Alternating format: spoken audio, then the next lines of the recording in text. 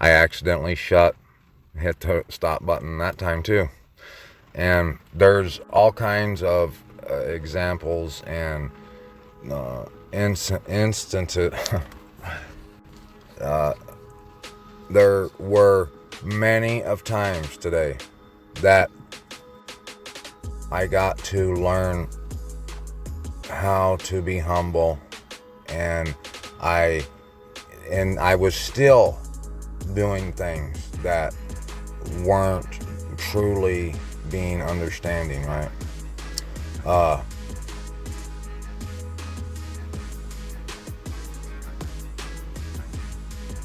At first, when I was reading Joel, let's go back there real quick, 1 sec. And I saw where it says the Valley of Decision, right? And I was thinking, I wonder what that is. I wonder what the Valley of Decision is, okay? You're gonna love this. And when I seen it, I was like, because it said around Jehoshaphat, the Valley of Jehoshaphat right there. And then crowds in the Valley of Decision, right? For the day of Yahuwah is near in the Valley of Decision. That's another timestamp. That's it will, if you understand it and you see and recognize that time is now, you're gonna be, your cups, all of them will be overflowing. So I went and I etymologied the word Jehoshaphat and decision and everything. Well, I'll show you in my collections, my search right here, or my my search. You see, the Valley of Decision. I Googled and etymology, dictionaried a bunch of stuff, right? And I was led to that book right there, the Valley of Decision. And it was written in Pennsylvania, so I went to Pennsylvania. I was led to the Supreme Court's building of the United States, right? And I was thinking, the decision, and it's in a big valley. I was thinking, yeah, that's where it is. Crowds, it's heavy populated out there. I was thinking, right? But in my cousin and I's conversation, we discovered that we were in the Valley of Decision. That in order to come to him, that you do have to have a mind of understanding. You do have to be humble. You do have to love. You do have to be lowly in spirit and meek, not prideful or haughty. Okay? You do. But those of us who will go, you have to choose this day. That's why he said, I set before you life and death. Choose this day. You choose to walk down the straight and narrow and go with the crowd to Jerusalem. You are the Yahudim. You do that by proclamations, by when he challenges you and he gives you a challenge to either choose him or the world. The Messiah said, you must hate your child, your father, whoever, for my sake. That doesn't mean you shall hate him, but it means that you're not gonna, what usually has us choose the world over him is the lust of money, and it's fear, because we're worried what the world's going to say, right? So we choose the world because we don't want to be associated. We don't want to be seen with him, with the truth. And that's what it is when we do it. We don't want to be with the crazy or seen crazy or none of that, right? So when you have to choose, it's like a public proclamation. That's how it is.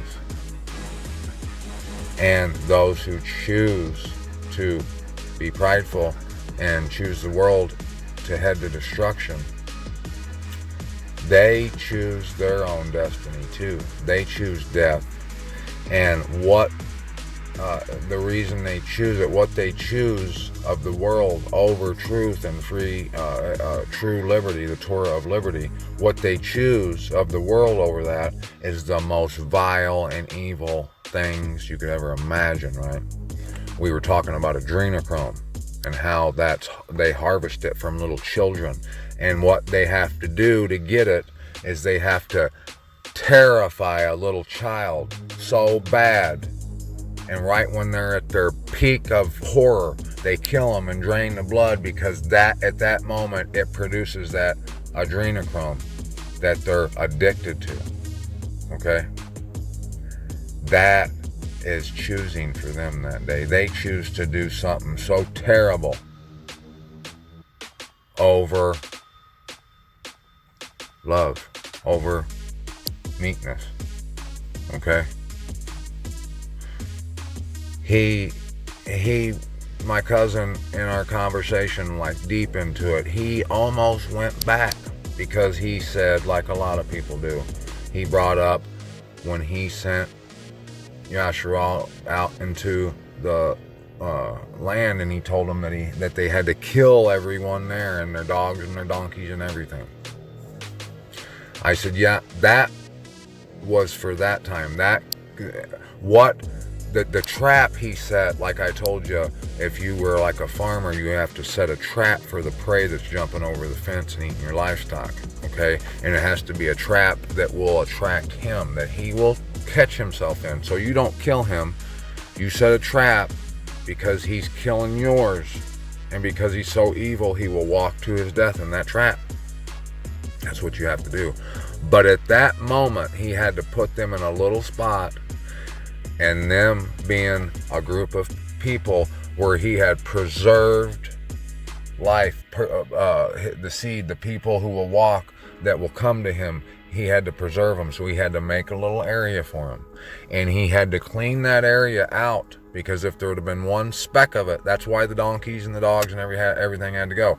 If one speck of it was left, it could have manifested up within that group where the good was, and it would have took over and run rancid, through that group of Yahudim.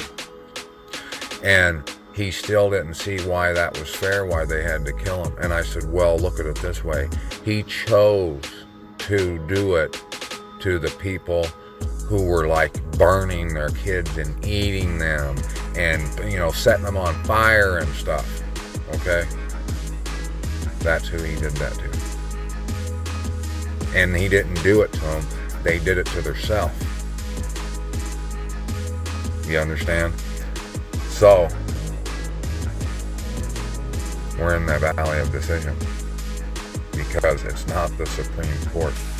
It's, if you go back and read in that scripture, you'll see that he judges us in that valley of decision. It's whose side you on. Are you gonna stand up and boldly proclaim which side you stand?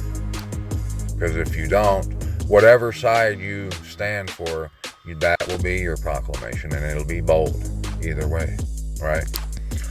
So, knowing where the land is you have to know it, and you have to see that he's calling you and that you gotta go, okay? Because that is the only place of refuge, of the escape. And he says that. Everywhere else, you will not escape. So, you have to. You gotta come back around, right? And I can show you, like I said, mounting evidence that will show you that what it means to, when the Most High says that they profaned my tent, my set-apart mountain. That is when they convinced you that Israel over there in Palestine is actually it, when it's not. We're standing on it, and we've been convinced that it ain't. Okay, so I'm going to show you a few pieces of evidence of how they lied to you, that they lied to you about where the real piece of, where the real land of inheritance is, and it's real.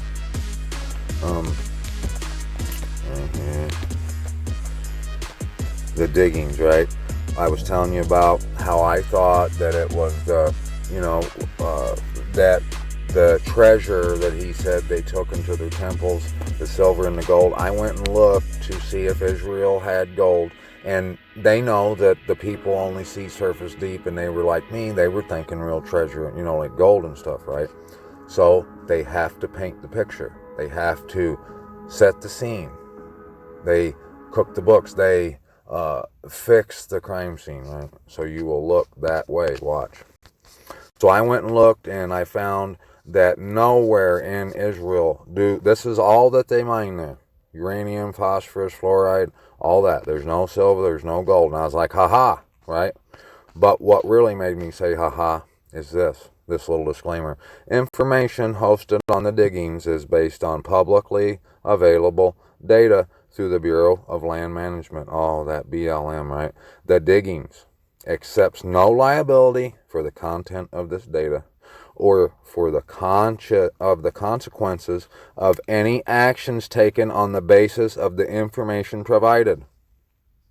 They know it's bullshit.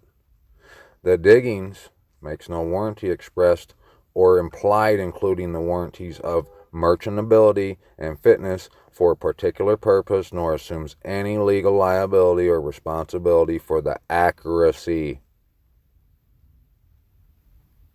or reliability, completeness, or utility of these geospatial data, or for the improper or incorrect use of this geospatial. You see, that right there tells you they're covering their ass because they know it's a lie. Okay, there's one. Do your own research, and I'll put these in the pinned comments too.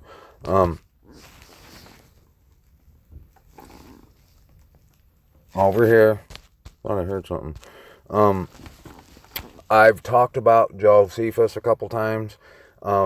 He was a historian, and he's responsible largely for your belief of where the land is. And look, just like that, this is the valley of decision for you. Just like you have to, you cannot be willing to ride with a lie so you can be attaboy, patted on the tush by the world, because that's your choosing this day. You're saying, Abba, I'm over here with these guys. That I'm fine with it being right there. Okay, I'm not even going to look, because it might be true, but I don't want to admit to that because I need the world and I'm trying to get something and I won't. I'm scared of what they'll say about me, all that stuff. You choose. So it's not like you just walk over there. You go so far and so above and beyond to make this proclamation. It's like, he not even begged for it. Like, that's what he was doing, right? This person. He wanted that to stand on that side. So I went, I was reading about where it says that he's talking in the Most High is talking about in Joel how they come and they slaughtered his Yahudim and then sent them off all around the world in different nations as slaves, right? And people like to say that's the black people from Africa, all this. That's the Native Americans. That's why Columbus came with 5 Hebrew translators. That's why they killed them all, the Trail of Tears. That's why you don't know about the huge mass shipping of them out and sold them in the slave trade, the Native Americans. You never hear about them. There's a name for it, actually. They got a name for it. I got it in my collection. I'm not going to go there right now, but let me show you how you can see how Josephus lied. Josephus was a Roman citizen, and he was in a dungeon under a Roman camp or something. And the Emperor Titus, I think it was, let him out on the condition that he go and do the surveying and the history and all that, right? And so he had all the reason, the motive to cook the books and to, wow, and to do what he did. And you'll see that he did it right here. Okay. So why I went and looked at this is because when it said they slaughtered them and sent them all off, people like to say that that was when the Nebuchadnezzar come down or whatever, Babylon, and took them off, right? That's what he says. But it ain't. It's when they come and took the natives out. Because look, I'll show you where they claim this happened is right here. Oh yeah, and that menorah, that is you thinking, people thinking, and I got proof for that too. And that's that's the valley of decision. If you can, or if you're willing to find out that the menorah was manufactured and a symbol, and I just found this out, but if you want to choose this day, you got to be willing to admit you're wrong, because if you don't, you're doing it for what the world will think. So I found the siege of Jerusalem, right? The siege of Jerusalem in the year 70 AD. I know, right down here. According to Josephus, 1.1 million non-combatants died in Jerusalem, mainly as a result of the violence and famine. But this number exceeds the entire pre-siege population of Jerusalem. See? They cooked the books, but either they didn't care that they left the paper trail, the evidence that they were lying and manufacturing, painting a picture. They either didn't care, or they were too dumb to cover up those tracks. Or I'm going to go with the Most High made sure of that, so we would see these things, because, like I said, he thinks of everything. He's our loving Father. He loves us. So you can see that's clear evidence. It talks about how there's cedar here in the land, right? You can go and find, I got in my collection, where there's lots of articles about how they went and there was this huge program to try to force cedar trees to grow so they could claim that they were native to Israel. It didn't work out. They would not take root. You just seen where they tried to claim that gold and stuff would mine there. It won't. They can't do it. It's folly to them. Their nakedness is uncovered. They're fools. Don't go along with them about this land. You have to recognize it. I'm going to show you some pictures, and then I'm going to play that song, and then D will be out. Here we go. Right here. Check this out. Where we at? Right here. In Ezekiel, it talks about the measuring of the set apart land, and that there's the great sea on the east, the great sea. So they want you to think that the great sea is the Mediterranean, and it's not. Right there, that's what they say the Eastern Sea is. Then where's the Western Sea, right? Where is it? Is this the Western Sea? Oh, no, that's not. That's not it. Wait. I can't run this thing today. I've been so thrilled, and I'm not conveying it enough.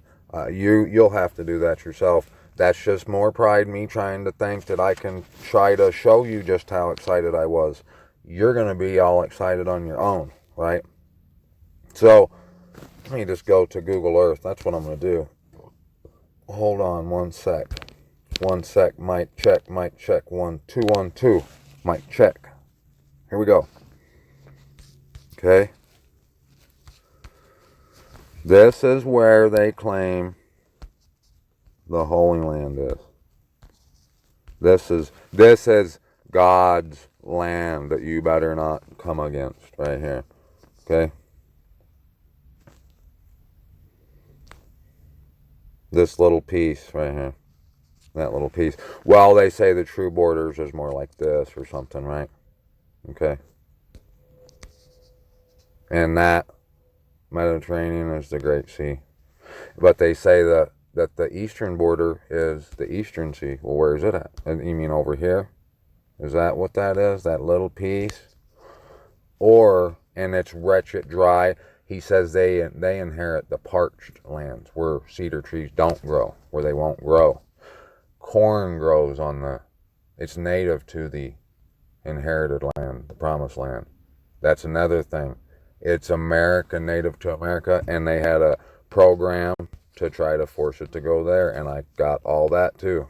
Okay? You can see there's an Eastern Sea and a Western Sea. You can also see the face that he don't hide from you anymore. And Utah, like Judah, and the choicest of lands.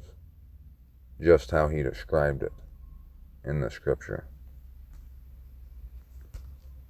And he says the Great Sea is the Western Sea.